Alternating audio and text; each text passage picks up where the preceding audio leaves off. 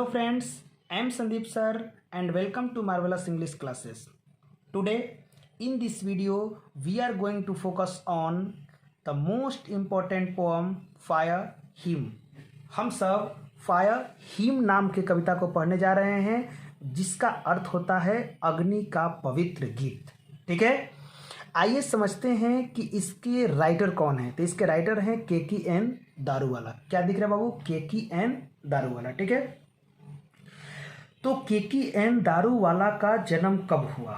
KKN Daruwalla इस धरती पे कब आया? तो 1937 में. ठीक है बाबू, कब आया बाबू? 1937 में आया. ठीक है, उसके बाद एक ऑब्जेक्टिव क्वेश्चन और अच्छा से याद करके रखिएगा आप लोग. वो ऑब्जेक्टिव क्वेश्चन आपका होगा बाबू क्या? The recipient of Sahitya Akademi award 1984 and commonwealth poetry award, उनको 2 अवार्ड से नवाजा गया था. और वो 2 अवार्ड कौन कौन सा था बाबू? एक अवार्ड उनका था साहित्य अकादमी अवार्ड और दूसरा अवार्ड था बाबू कॉमनवेल्थ पोएट्री अवार्ड. उनको 2 अवार्ड मिला था. ये जरूर याद कीजिएगा, बहुत बहुत बहुत मोस्ट इंपॉर्टेंट क्वेश्चन है. ठीक है बाबू, कह रहा है कि he is a landscape poet and eminence and a well known writer of short stories.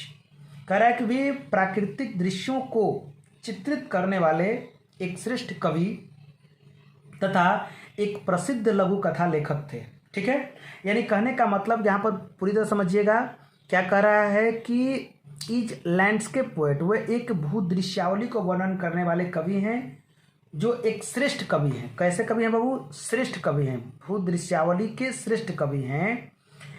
Eminence मतलब होता है श्रेष्ठ, and well known writer of short stories, और बहुत अच्छे राइटर हैं छोटे छोटे कहानियों के भी. ठीक है, आगे बढ़ते हैं. Poetry is in his own words a totally impressionistic recording of subjective responses.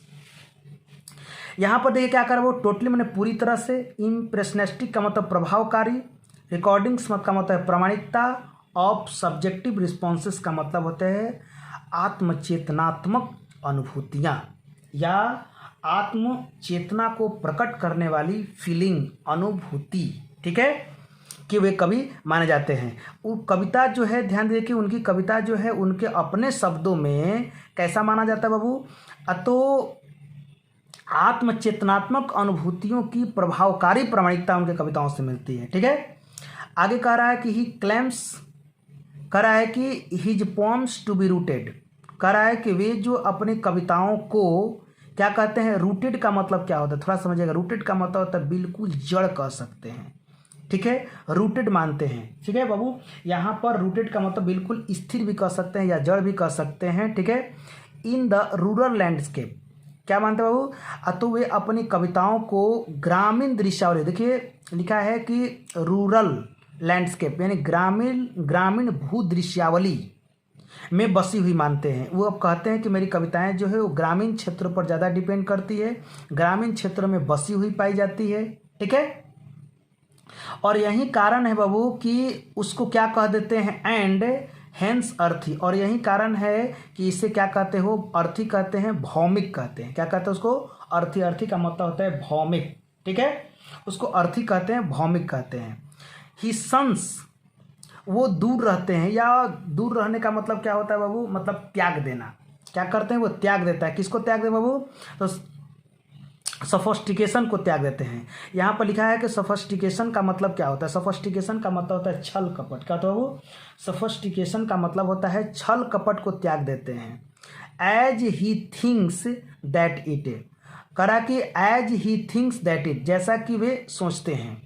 क्या सोचते हो? कि दैट इट, यह हुआ है, माने कि छल कपट जो हुआ है उस चीज़ को क्या करते हैं? त्याग देते हैं. ऐसा नहीं मानते हैं कि मेरे साथ कुछ हुआ है, ऐसा सोचते हैं कि मेरे पास कुछ हुआ ही नहीं है. ठीक है, वो सब क्या करते हैं? वो त्याग देते हैं. छल कपट उनके दिमाग में नहीं रहती है, वो समझते हैं कि जैसा हुआ है वो हुआ है. ठीक है, इस तरह से वे बहुत ही अच्छे विचारधारा के कवि माने जाते हैं. ठीक है, आगे क्या लिखते हैं बाबू? आगे लिखते हैं, कहता है कि while adding gloss takes away the power of words.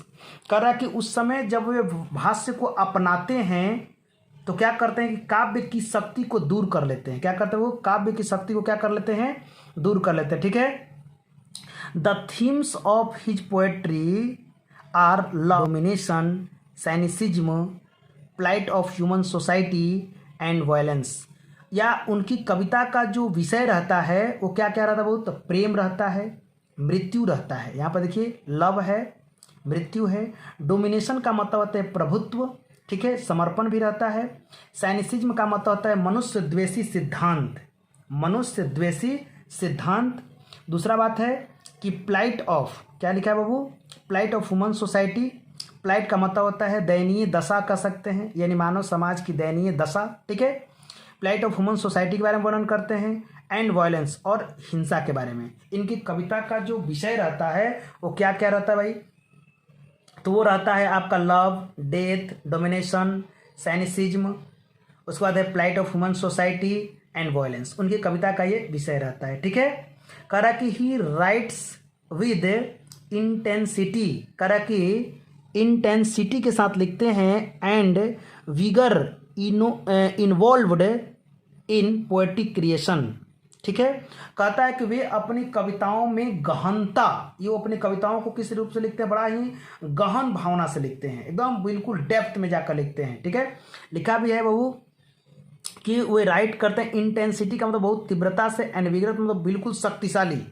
Involved in poetic creations, क्या इन्वॉल्व करके लिखते हैं बाबू, तो पोएटिक क्रिएशंस को इन्वॉल्व करके लिखते हैं। ठीक है, कहने का मतलब कि उनकी जो कविताओं की गहनता जो होती है, उनकी कविताओं की जो कला होती है वो क्या होती है बाबू, उनकी कविताओं में गहनता देखने को मिलती है, तथा भावों की तीव्रता देखने को मिलती है। उनके भाव में कितनी तीव्रता है, कितना वो तीव्र गति से उसको लिखते हैं। ठीक है, अगला बात इनके बारे में बताया गया बाबू कि since he had been a police service, करा है चूंकि ये एक पुलिस सेवा में रह चुके हैं, मतलब कि वे एक पुलिस डिपार्टमेंट में, वे एक पुलिस डिपार्टमेंट भी रह चुके थे, मतलब कि बड़ा ही मतलब कि बड़े पोस्ट पर थे पुलिस डिपार्टमेंट में। ठीक है,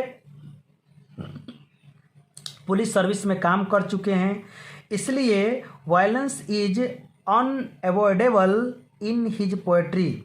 और यही कारण है कि हिंसा को उनकी कविताओं में अनदेखी नहीं की जाती है, माने कि हिंसा को उनकी कविताओं में अनदेखा नहीं किया जाता है। जो जैसा कर्म करता है उसको पनिशमेंट दिया जाता है। ठीक है, हिंसा करना क्या है, गलत है। ठीक है, कह रहा है कि his important volume of verse, उनकी जो प्रमुख कुछ रचनाएं हैं, कुछ संस्करण हैं, उसको देखते हैं क्या क्या दिया गया है। अंडर ओरियन है जो 1970 में आया था। अप्रिसिएशन इन अप्रैल है जो कि 1971 में आया था। क्रॉसिंग ऑफ रिवर्स है जो कि 1976 में आया था। ठीक है, तो इनके बारे में कुछ आपको ऑब्जेक्टिव क्वेश्चन मिला, इसको ध्यान से पढ़िएगा, ध्यान दीजिएगा। अब हम लाइन वाइज हिंदी को देखते हैं। ठीक है बच्चों, चलिए देखते हैं बाबू। फायर हिम जो कविता लिखे हैं KKN दारूवाला, उसका लाइन वाइज समरी देखते हैं क्या कह रहा है कविता में। कह रहा है कि क्या कह रहा है, द बर्निंग घाट, थोड़ा डरावना सीन है, ध्यान दीजिएगा, थोड़ा डर के पढ़िएगा। ठीक है, the burning ghat erupted phosphorescences and wandering ghost light frightened passers by. कह रहा है कि जलते हुए घाट से एक चमकीला, एक बहुत ही मतलब कि डरावना तरह का जो प्रकाश है, प्रकाश का जो धुआं है वो निकल रहा था, तथा भटकती हुई, अब देखिए क्या कर रहा है कि एंड वॉन्डरिंग घोस्ट, भटकती हुई भूत की तरह, भटकता हुआ भूत की तरह क्या करता, लाइट्स फ्राइटेंड पासर्स बाई, जो वहाँ से लोग गुजर रहे थे, यानी कि आसपास से गुजरने वाले लोगों को क्या कर रहा था, भयभीत कर रहा था। ठीक है, अब यहाँ पर थोड़ा समझते हैं। बर्निंग घाट तो समझते करते हैं बाबू, जिसका मतलब क्या होता है, जो शमशान घाट होता है वो इरप्टेड मतलब होता है छोड़ रहा था या निकल रहा था। फास्फोरेंसिस का मतलब होता है बच्चों अंधेरे में प्रकाश उत्पन्न करना, यानी कि उसमें थोड़ा बहुत अंधेरा था, उसी में प्रकाश टाइप, एक चमकीला प्रकाश टाइप का उत्पन्न हो रहा था, और उससे जो निकलने वाला जो धुआं था वो क्या कर रहा था, एक वॉन्डरिंग घोस्ट की तरह लग रहा था, वॉन्डरिंग घोस्ट की तरह लग रहा था। लाइट्स जो उसके प्रकाश थे वो वॉन्डरिंग घोस्ट की तरह लग रहा था। लाइट्स का मतलब होता है रास्ता दिखाना, यानी कहने का मतलब कि वहाँ से हो करके जो राहगीर या जो लोग जा रहे थे कहीं दूसरे जगह पे, उनको वो डरा रहा था, एक तरह का डर उत्पन्न कर रहा था। ठीक है, यह सीन कब देखा गया? As moon light scuttled among the bones. As moon light का यहाँ पर मतलब होता है चंद्रमा की प्रकाश। ठीक है, जो मृत शरीर था वो कैसा लग रहा था बाबू? एज मूनलाइट लग रहा था, चंद्रमा की प्रकाश की तरह लग रहा था। और स्कटल्ड का मतलब होता है जल्दी जल्दी भागता हुआ या छोड़ता हुआ। स्कटल्ड अमॉन्ग द बोन्स, हड्डियों के बीच। देखिए बाबू, जब हम लोग जलते हैं मरने के बाद, जब हिंदू धर्म का एक परंपरा है कि मरने के बाद हम लोग को जलाया जाता है। ठीक है, तो मरने के बाद जब जलाया जा रहा था तो क्या होता है बच्चों? तो हड्डी से लेकर के आपका मांस से लेकर के चमड़ी तक सब जल जाता है। ठीक है, तो कभी और उसके पिताजी एक बार जा रहे थे, घूम रहे थे। देखिए ना, थोड़ा सा लाइन स्पष्ट होगा। Once strolling at down past river bank and ghat. कह रहा है कि एक दिन सुबह के वक्त में जब कवि और उसके पिताजी नदी के घाट के बगल में टहल रहे थे, तो उन लोगों ने देखा कि क्या देखा कि एक बर्निंग घाट, जो एक जलता हुआ घाट जो है, जबकि आपको पता है बाबू कि जो केके दारूवाला थे वो धर्म से पारसी थे। और पारसी जो लोग होते हैं, ध्यान रखेंगे, जो पारसी लोग होते हैं वे अपने लाश को टावर ऑफ साइलेंस ले जाते हैं। टावर ऑफ साइलेंस मुंबई में है, आप नेट पर सर्च मार के देखिएगा, बहुत ही डरावना चीज़ है टावर ऑफ साइलेंस, जहाँ पर लाश को यूं ही छोड़ दिया जाता है। ठीक है, ज़्यादा मैं इस बारे में बात नहीं करूंगा।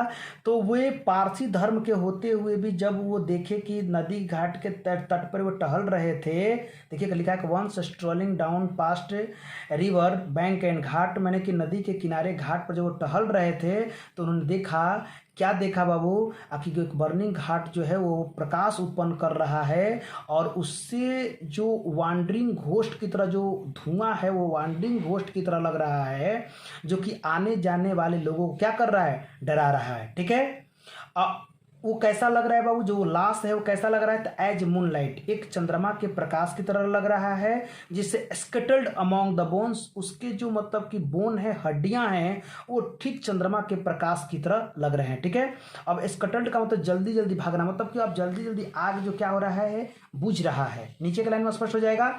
वी क्यों लगा है बाबू? क्योंकि कवि और उनके पिता दोनों हैं। ठीक है, इसलिए क्या कहते हैं? We saw एम्बर्स। एम्बर्स का मतलब होता है चिंगारी। एम्बर्स मतलब क्या होता है? वो होता है चिंगारी। लालिमा जो होती है वो लूजिंग देयर क्रूएल रेडनेस।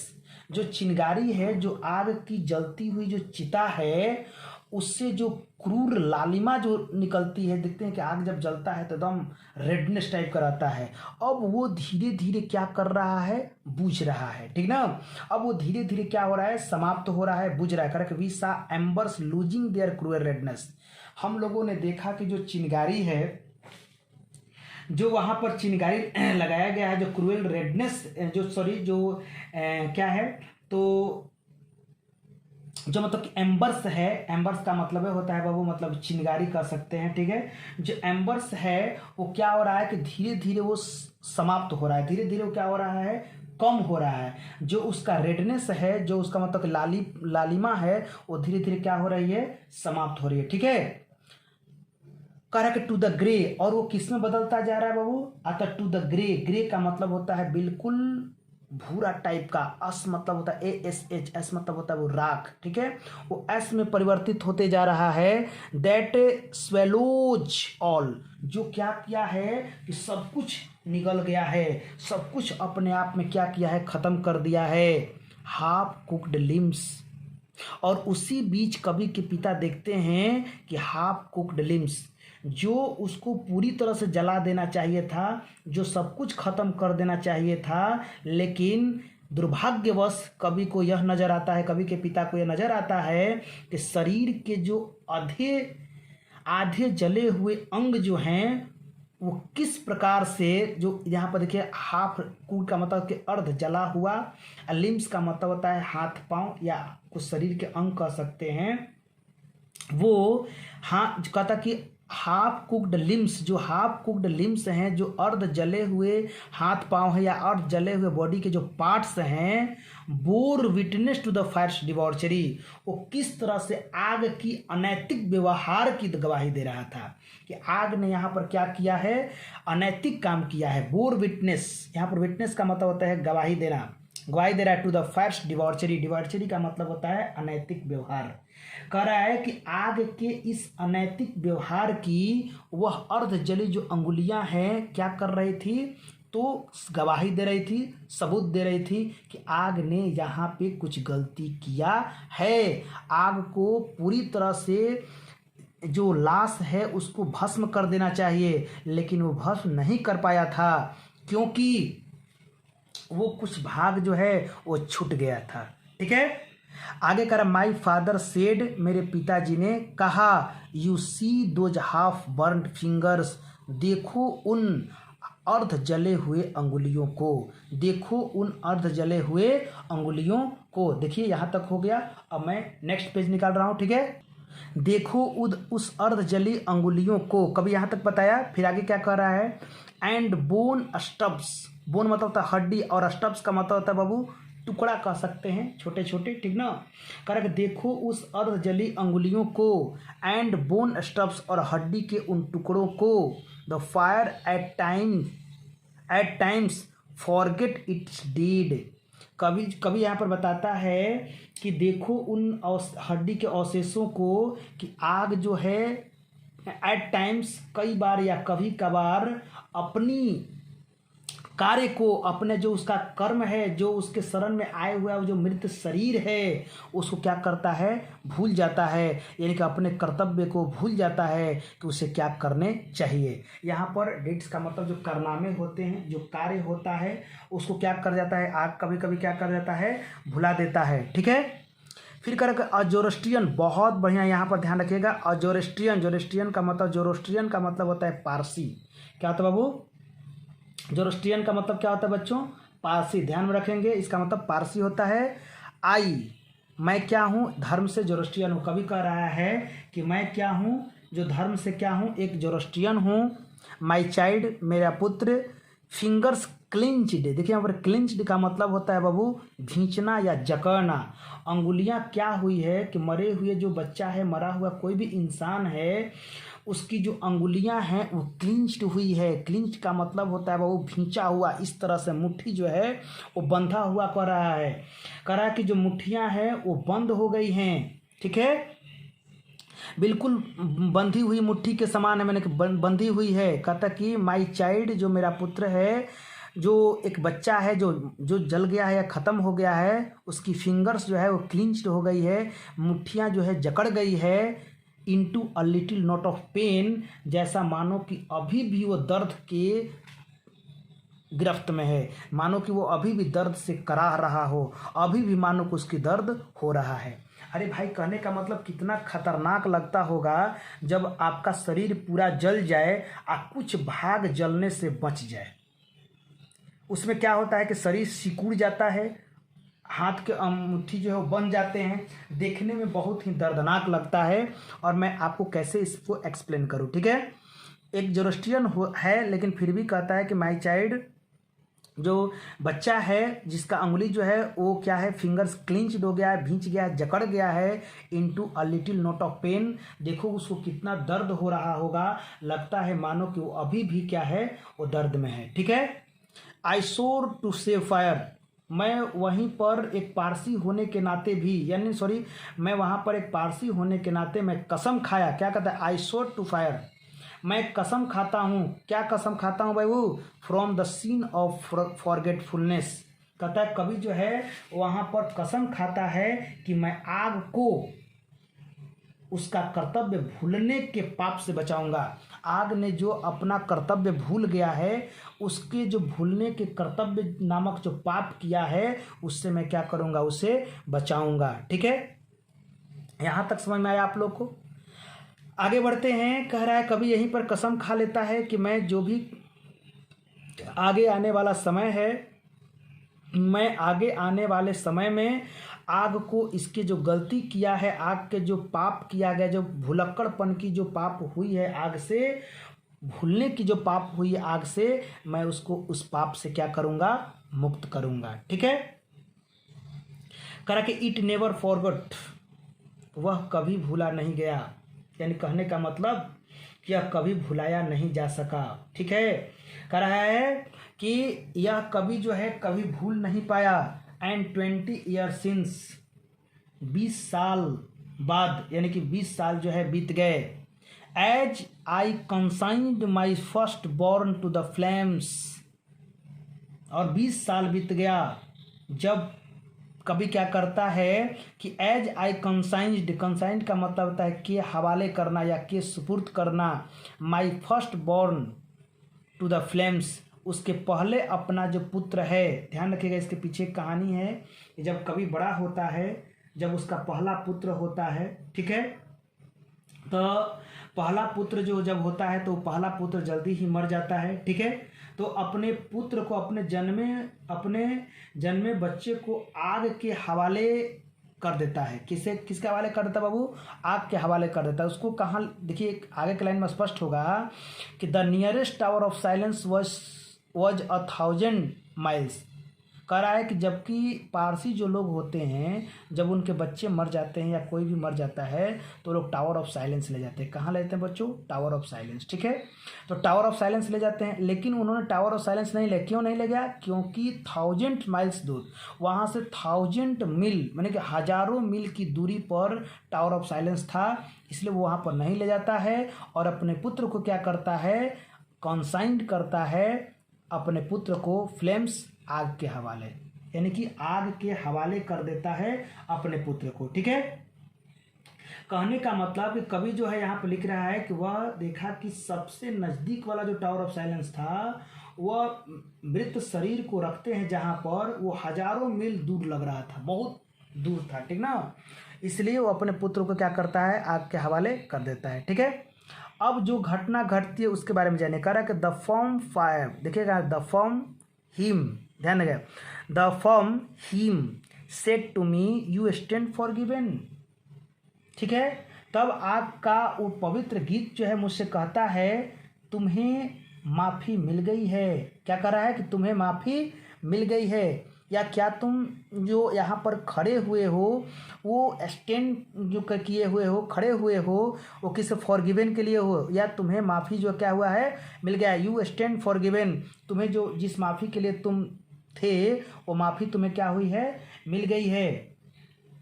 क्यों उसको माफ़ी मिल गई है बाबू, ब्रोकन येट रिवेलियस, रिवेलियस का मतलब होता है बाबू द्रोही, विद्रोही हो जाना या बागी हो जाना। ठीक है, rebellious, I sure this time to save it from the sin of forgiving. कभी कह रहा है कि ब्रोकन, उसने तोड़ा है, क्या तोड़ा है भाई, तो उसके कानून को तोड़ा है, जो पारसी धर्म का कानून है उसको तोड़ा है।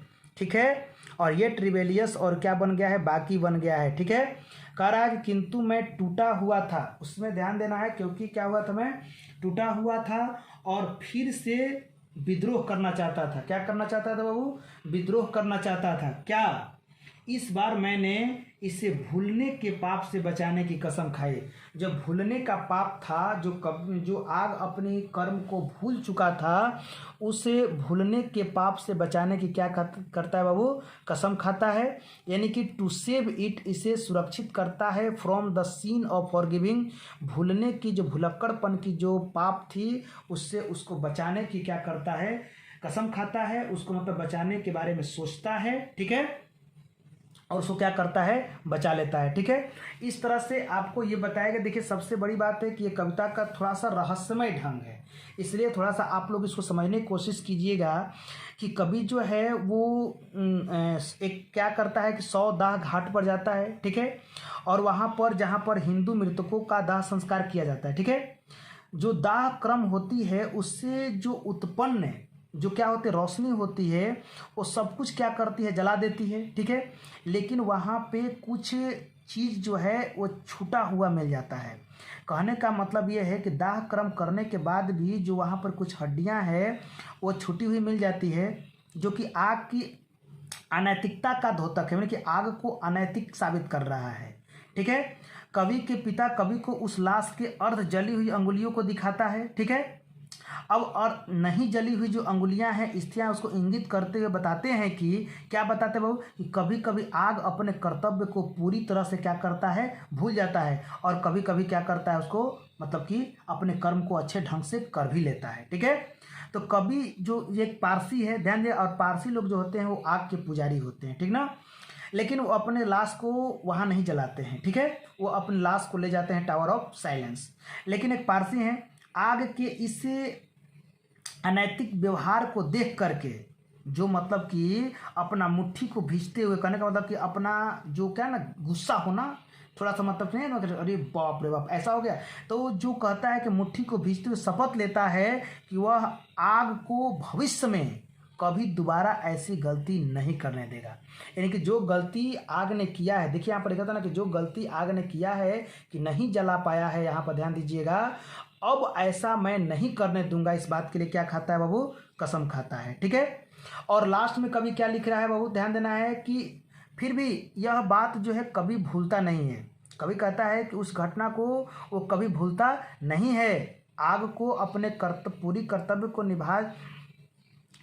निभाने की बात को कभी भूलता नहीं है। और एक घटना उसके साथ घटती है कि 20 वर्ष पूरे हो गए थे, और तभी क्या होता है बच्चों की कवि जो है अभी तक उस चीज़ को भूलता नहीं है।